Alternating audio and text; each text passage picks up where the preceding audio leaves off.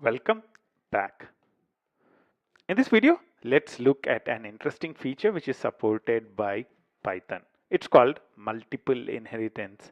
It basically means a single class can inherit from multiple classes. Let's create a simple example and check it out. I'm creating a new Python file. I'll call this amphibian. What we'll do is we'll create two classes, right? So the first class that we will create is land animal.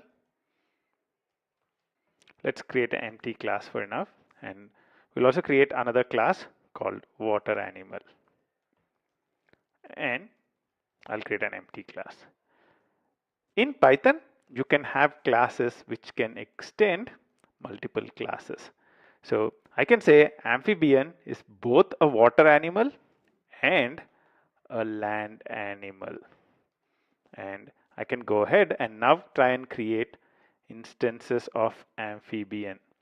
So if you'd see this, you'd see that there'd be instances of amphibian classes that are created. I can do right click, run amphibian, and you'd see that there is an amphibian object which is being created.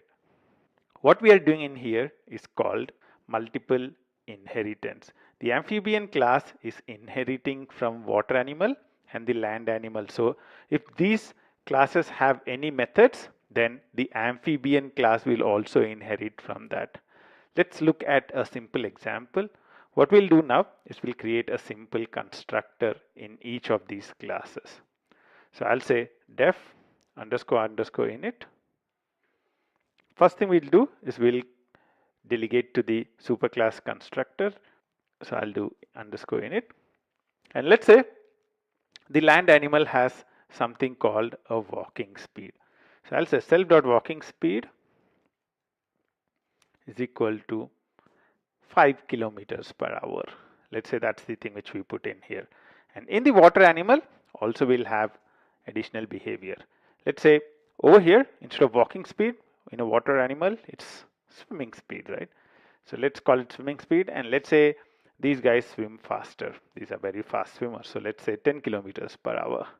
And now, when we create instance of the amphibian class, let's right click, refactor, and extract a variable. Let's take it into a variable, and let's call this amphibian. And what we'll print is amphibian dot swimming speed and amphibian dot walking speed. Before doing that, let's also create a constructor in the amphibian as well. So now we have constructors in each of these three classes which are delegating to one another. So amphibian, we are saying super, so this would call the superclass constructors, and same is the case with land animals and the water animals. That's cool. Let's run this right now. You'd see that it's printing both swimming speed and walking speed. So what's happening in here is amphibian is getting attributes of both the land animal and the water animal. If I had methods in the land animal, then I would be able to call them as well. So for example, if I had a method def increase walking speed and say how much, and say self dot walking speed plus is equal to how much, and let's say we have similar method in the water animal, increase swimming speed and swimming speed is equal to how much. So we now have methods to increase the default swimming speed and the walking speed, and I can invoke those methods on the amphibian class. So I can say increase swimming speed and pass in, let's say 25, and I would want to increase the walking speed. These are super animals, so they are extremely fast.